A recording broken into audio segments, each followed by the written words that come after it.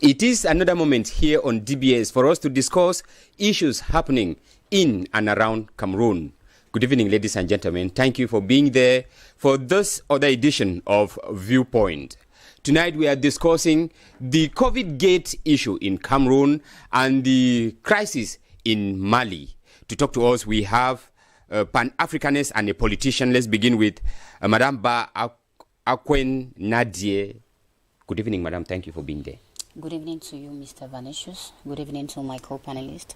Good evening to all the televiewers of GBS TV. It's a pleasure me being here today. It is our pleasure having you with us. Thank you. She's being accompanied by Mr. Ngalim, Derek. Derek is a Pan-Africanist. Good evening, sir. Thank you for being there for us. Good evening, Mr. Mange. Good evening, Madam Nadi, and good evening to our televiewers. Let's go to part one of the program, the yes or no answer session.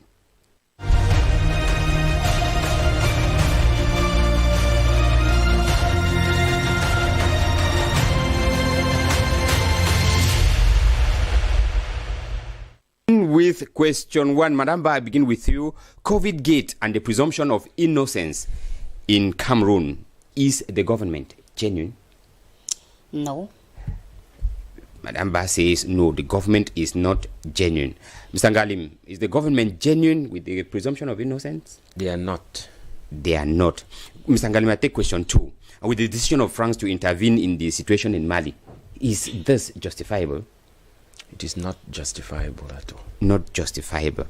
Madam Ba, is it justifiable for France to intervene in the situation in Mali? Not at all.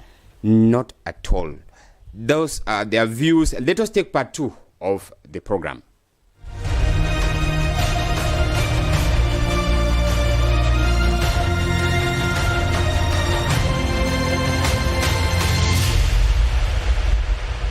If you are just joining us, you're watching Viewpoint on DBS television, and we're equally live on our Facebook page. With the high instructions of the head of state, the government of Cameroon went into investigating the management of the COVID-19 fund, and preliminary reports shows that some government ministers have mismanaged the funds that were meant to fight the pandemic in the country. With the recent outing of the Minister of Communication, he stressed on the fact that those who are answering charges at the Special Criminal Court should benefit from the presumption of innocence, that is, not tagging them culpable or guilty before the final judgment of that institution. In tonight's edition of the program, we are finding out whether this government's outing of talking about presumption of innocence, if it is genuine. We begin with you, Madam Ba. Is government genuine to talk about presumption of innocence in this case? Well, Mr. Vanicius, is very funny to hear the government declare such a statement, because it is stupid. Mm-hmm. Because the law says that you're innocent until proven guilty. Yes. Of course, that's what the law says. But the funniest thing about this thing is the government do not practice what they say. Mm-hmm. Because we can see that so many Cameroonians are there in the prison yards, like those that marched from the MLC party. They're in prison today. Mm-hmm. So why didn't they give them that same benefit that they are giving, those ministers that are involved in the Covidgate hazard? Mm-hmm. So it's very funny. And I think that, the government always try to preserve their own. Because this audit is not really genuine to me. Okay. It is not genuine. Why? Because they are under pressure from the IMF. Yes. If the IMF didn't ask them, for an audit, I think that Biya wouldn't have given an authorization for an audit. Mm-hmm. So, Bidwa, he really knows that most of his ministers are thieves. Guilty. Yes, they are thieves, not like guilty. They are thieves. They have been stealing, because first we had Opération Epelivier. To date, the Sparrow Hawk. To date, nothing has happened. Mm-hmm. We still see people stealing money and on and on. So you will not tell me that the presumption of innocence should be only meted on the side of those ministers and and the barons of this country. It's funny, it means that us, those that do not have people to talk for us, to fight for us, we are not given that same benefit. But just the fact that these ministers are still in function, it tarnishes the images or the image of the government. I was coming to that because normally in a serious country, those ministers would have resigned. Okay. Yes, normally they would have resigned because it is it has created a lot of scandal. It is unimaginable that money that was given for sick people, dead people, you will steal the money and enjoy for yourself. It's funny, okay?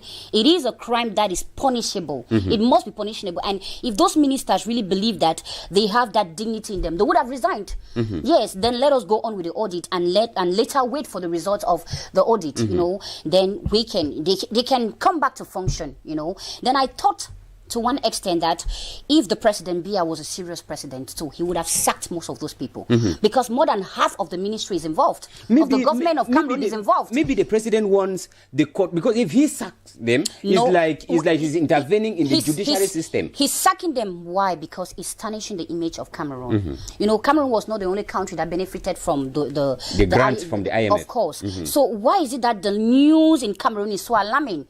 It means Cameroon is a country that is filled with corruption. And when we look at, you know, the world corruption statistics, Cameroon is always at the top, you know, and it's very funny. So Biya should have done something. If those ministers refused to resign, he should have sacked most of them, of course, to preserve his dignity as a good president, to preserve the image of Cameroon outside so that people will know that this is a serious country. Yet he says of, you know, an audit. Maybe you want to use a democratic means. It is not democratic. We are not in a democratic country, Mr. Vanessius. Okay. You will not tell me that we are in a democratic country because most of those that are in prison too, they committed no error, they committed no fault. They were just there to match with peace plans, but yet they are in prison today. So you will not tell me they are not supposed to benefit too from that presumption of innocence. Why is it only the ministers? Why is it only the barons? And most of them are from the CPDM regime. So you will not tell me that I'm supposed to believe that nonsense. And the audit, let me tell you, nothing good will come out from that. After that, what will happen? You know, some people are going to be like the scapegoat. Yes, some two heads will roll and the rest of the people will continue their lives. So it's funny. We have so many ministers in prison. Most of them are there. They stole money. And do they give back the money? No. We have so many Cameroonians who are dying. You go to the north, there are no schools. Children are sitting on the bare floor to go to school, to acquire knowledge. But we see people stealing huge sum of money that could save a lot of lives. Today I heard the news that there are some medical officials that are complaining of not being paid. Most of them that worked during the COVID-19 period that was still alarming. They are not paid. Okay? It is so stupid. It is so funny that they are doing nothing. Money. Of course. They are doing nothing. Biya is doing nothing and he tells us of an audit. If the IMF did not put pressure on that man, he wouldn't have asked for an audit. And the money would have gone to because, you know, the IMF asked for this audit because they went for another loan. So they told him, what have you done with the first money we gave you? Yes. So he said, I give 72 hours for an audit. Nonsense. We're in a country that is filled with nonsense. This is drama. We have more serious problems, of course. We have more serious problems. We have no roads. Look at the road from Bamenda to Babaju. That road is not practicable. You cannot practice that road. It is in a deplorable state. And they would tell me that an audit, presumption of innocence, those people should be stoned to death, according to me.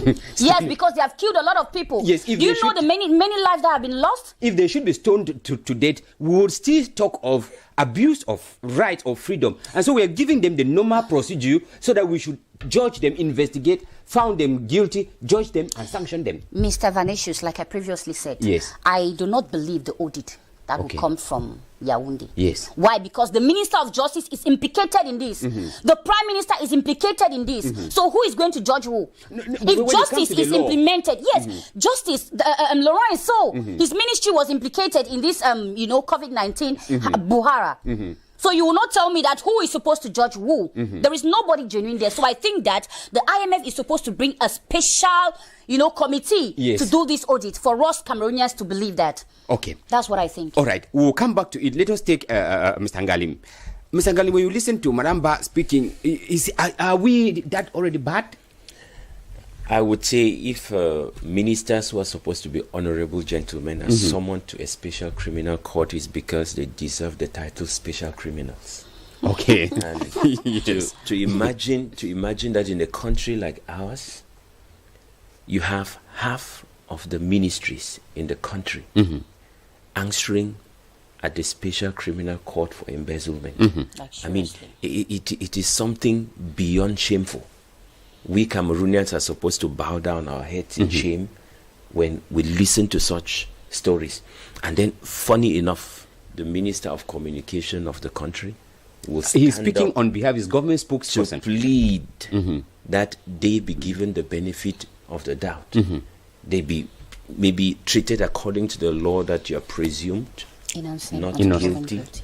before you are proven guilty. Yes. Mr. Mange, I will ask this. You're given 128, let's say, billions to manage a situation with. It was very clear from the beginning that this money was already swindled. It was very clear from the beginning. And the only thing they tried to do to their defense was to keep giving us fake statistics about the number of deaths, the number of infections, the number of detected cases, and all of that. Why is it that when the pressure suddenly comes and makes it seem that nothing has been done with the finances that we're taking, the statistic updating disappears? Yes. No longer deaths from COVID in Cameroon. What is the justification for that? The only justification is the machinery that was put in place to constantly update us with fake statistics. They were already taken hostage to answer for their deeds. And therefore, there was nobody behind the machines to continue doing the updates. Why is it that the number of Cameroonians dying during the dark period when the money for COVID was swindled, why is it that the number has suddenly dwindled to nothing? I would have this to say. The number of persons who have been declared guilty is not sufficient. It is completely insufficient. And it is insufficient because... For now, Mr. Ngalim, this clarification is, for now, they are still being, audited. Yes. The final results have not yet been published. Now, where the minister comes in here is, we should not tag them guilty until the final results come out from that audit bench of the Supreme Court. I think the point here is apportioning the guilt. Not that they are already guilty because the money has disappeared. Of course. They are already guilty. I think what we are left with, what that committee is supposed to give us now is who is apportioning the guilt, who has taken which number of billions. But as for having taken, they have done. One of the issues I moan when I look back at the COVID stuff is I watched a woman cry aloud this morning when she carried a 1.5 liter of water from the tap directly, and it was brownish in color. And she had to make a video and fling it into social media. This is Cameroon we're talking about. And we're talking of 100 and something billion to run COVID, the COVID crisis. But Cameroon has brown water directly from the tap. Couldn't something have been done with some of that money? Something away from COVID? With regard, it would still be running in the lines of COVID. Because if you drink that every day, what is the next thing? Your lungs definitely are going to be destroyed. So what I would say is, Mr. Mange, we are being run by a committee of liquidators. Those who only help liquidate the finances of the country and misappropriate the money. There was a minister talking about having used some of the money to work on food sustainability and all of that. Was that part of the COVID? Were Cameroonians sick of COVID because they did not eat enough? Okay.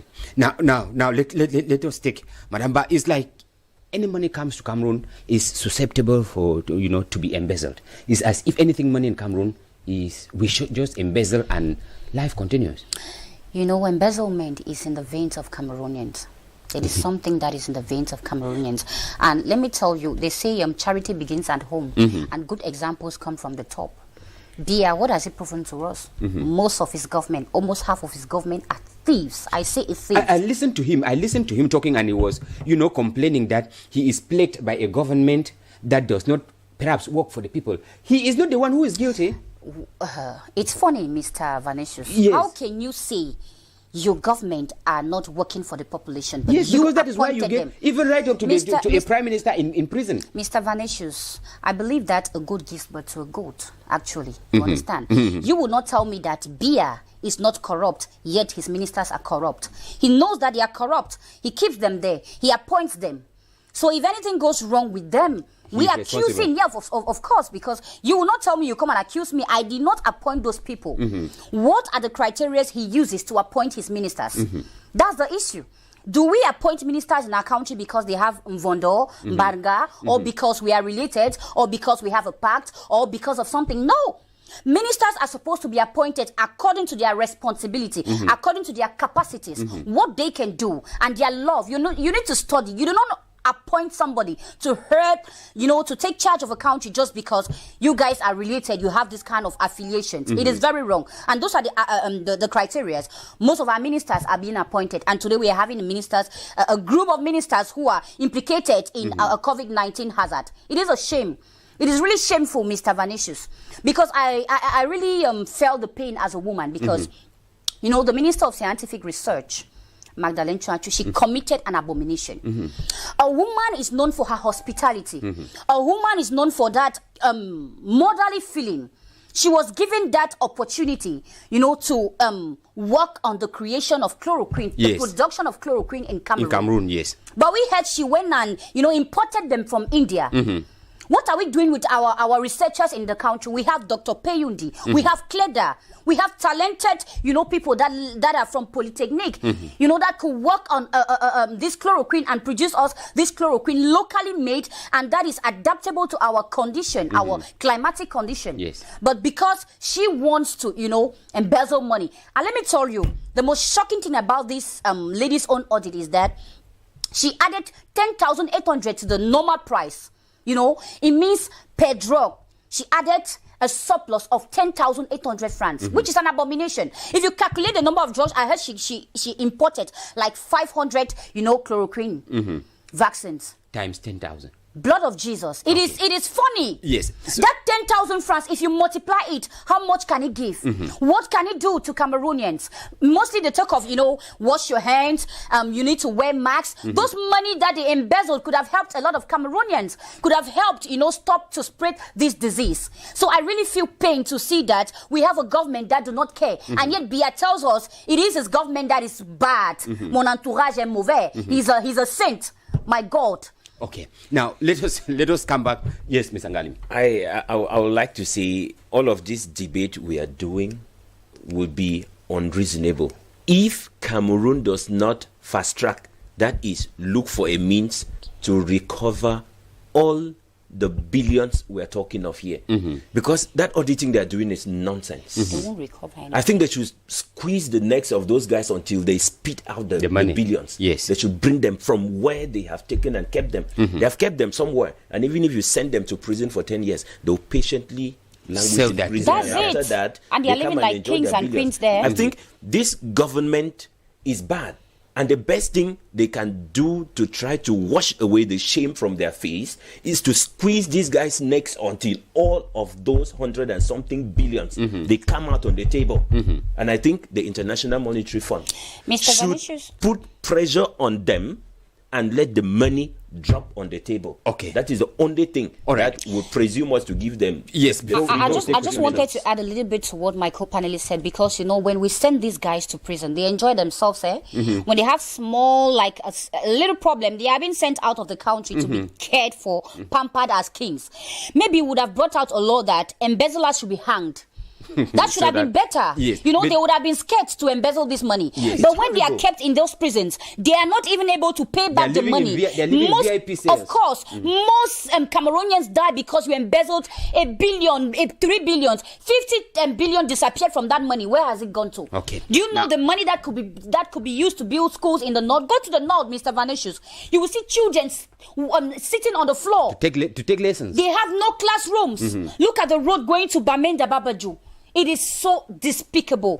This government, okay. Mr. Vanicius, let us look at, for time constraint, let us look at another issue, perhaps out of Cameroon, because it would seem like the Covidgate in Cameroon, we still need some divine enlightenment for, to clear the minds of Cameroonians. Because if we have to reflect on it, the consequences of that pandemic, the lockdown, the layoffs from various job sites, you discover that it is too huge. But let's look at the issue in Mali. That should be a question too.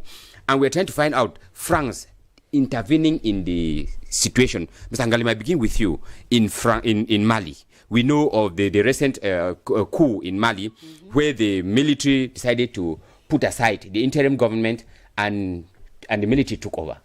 France is intervening. Is that France is trying to intervene in the situation in Mali. Is it justifiable?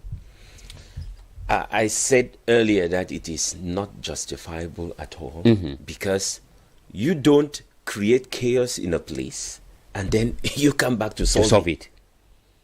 I think if French African countries have had their governments completely destabilized, their economies completely destabilized, it is thanks to the presence of France. France is bad news to Africa. Of course. And when you listen to all the countries, the French African countries, there exist rebels. Who are the rebels? France or French agents. Who arms them? France. Right? And you have French citizens caught on the act. We have had images lately. Yes. They use those rebels they have built themselves to destabilize African countries, their governments, and their economies. And then they will come in Like saviors? wolves in sheepskin to pretend that they want to save Africa from what is going on. Look at the situation in Mali. I feel pain when I talk about Mali, the Timbuktu we had learned in history. Mansa Musa. I don't believe that is the country of Mansa Musa that has degenerated to such a state. All of Mali, 90% of natural resources in Mali are in the north. And where are the rebels in Mali? In the north. No, up north. And that up north, France has 5,000 French soldiers stationed there. Their military What base, of is course. the justification for France setting up a military base in an African country? They will tell you it's for security purposes. And in order to bring their military, they first arm rebels. The rebels rise up in the group and then they justify bringing their military into the area. But the target of their military is to protect their interest, their exploitation dreams going up on Malian resources stationed up north. Why didn't they settle in the south to protect the president from being overthrown? But the overthrow is planned by them, and then they come in to try to rescue the situation. There is a speaker in the Malian and in the French upper house who said yesterday, après un gouvernement mal choisi. How can France judge when an African government Should be is badly chosen? Okay. And who declares an African government badly chosen? Badly chosen for whom? For the French. Because definitely it is not the person they would have loved to have in position. They think that those who have been chosen are stooges. And I think what Amisi Goita is doing, he is taking the destiny of African government, of French African countries, and putting them into the hands of French Africans. Let Africans be allowed to run the affairs of their country without The French intervention. Okay, Mr. Ngalim, I will continue from there with Madam Ba. We are finding out of recent, the African Union decided to suspend Mali. The ECOWAS decided to suspend Mali. These are African organizations suspending Mali. Is it still another intervention of France into the affairs of Africans? Well, Mr. Vanicius, who hates the ECOWAS? Well, France is the patron. of course. Yes, they are the ones that call the shots. They got the yam and the knife. They decide what happens. So I am so blessed. I am so proud of Assimi Goita, a 38 years old colonel, colonel, who has proven himself worthy of the trust of Africans. You know, it is very funny to know that, you know, France has been the parasite of Africa for over 60 years. And most of these countries that are not stable are colonized, where the colonies of France. Yes. You understand? So most of these francophonic countries are unstable. Why? Because France uses the divide and rule method. You know, they do not want stability to portray in these African countries, yes. because they know that they have their interests, like our rich resources. Mali is known for its petroleum, the rich soils of Mali. That is what interests them. They do not really love the people of Mali. So suspending Mali from the ECOWAS really means nothing. To me, I think that Assimi Goïta has done something perfect. Like I said previously in one TV station, I said that is the best coup d'etat I have ever seen. Because why? He's working for the interests of the people. Yes. Because France is saying, we want a civilian government. We want a civilian interim president. We had Ba, who was there. What did he do? He went to France, came back the same day, produced a government, and excluded 2 important officials from his government. Why? Because those people they are like a threat to the interest of France, yes. in that country. So I think that Assimi Goïta has done something perfect to be able to protect the interests of his people. Because they are crying for Russia to come and be with them. Because if you notice, most countries that were colonized by Russia and which Russia is living there and working with them, they are developed. The people of Russia really do not really behave like the people of France, because France takes everything, goes back to France, comes back and sell the same thing to you in a higher price. In a higher price, and then when you're having a problem, they say they borrow you money, like the FME. Of course. You see, that's the way they used to manipulate the Africans. So I think that France is that parasite which we need to remove rapidly. If other presidents could behave the same, like I was comparing, I said the president of Chad, the young Idriss Déby, yes. He's 37 years old. Do you know that coup d'etat was the coup d'etat that removed his father, Mahamat, was being masterminded by France? Why? Because his father became a threat. Because at one point, if you noticed Mahamat, he began to become, aware of, like, France is exploiting us. France is like no good to Africa. So they decided to use his son and, being someone who is naive. Because let me tell you, most African youths are just hungry for power. That's the truth. They are just hungry for power. But I'm so happy because the other one, because we see 2 similar cases. In Chad, we have a military junta that's taken over. Yes. We see in Mali, the military junta has taken over. Yes. But which one works for the country? For the people. For the people. Yes. We have that of Mali. Mali, yes. Why? Because the how do they call it? The civilian government that was there didn't prove himself worthy. That is why I say to every case, there is an exception. So that exception is in Mali, and I'm so pleased to see that Goïta did something great, and I want other African countries, African presidents to emulate that attitude. That's where I was going to find out emulate that attitude and work towards producing our own money. Producing our own money, because that money is what they use to make us like some kind of noise.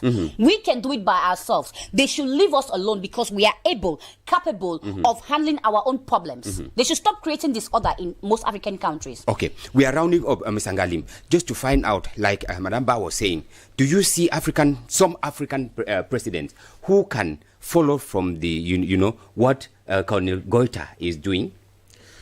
I would say this, I will be happy if it begins with Cameroon.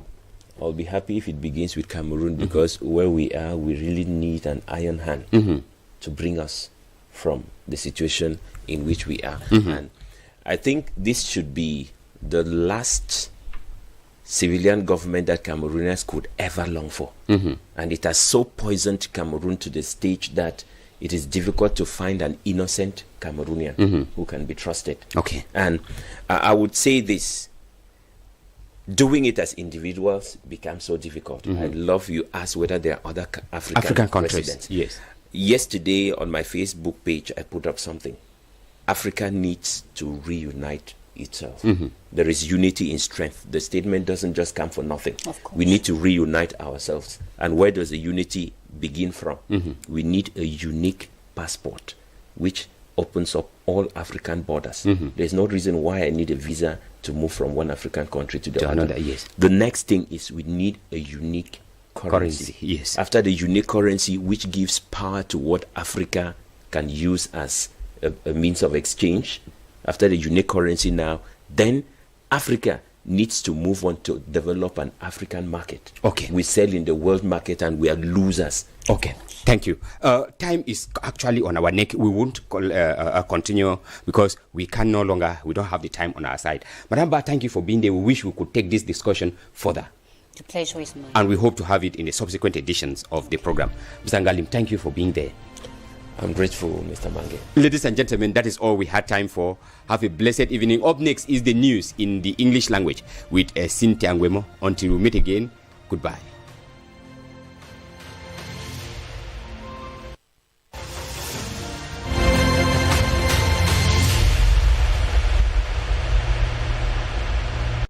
Coronavirus is not an imagination or an invention.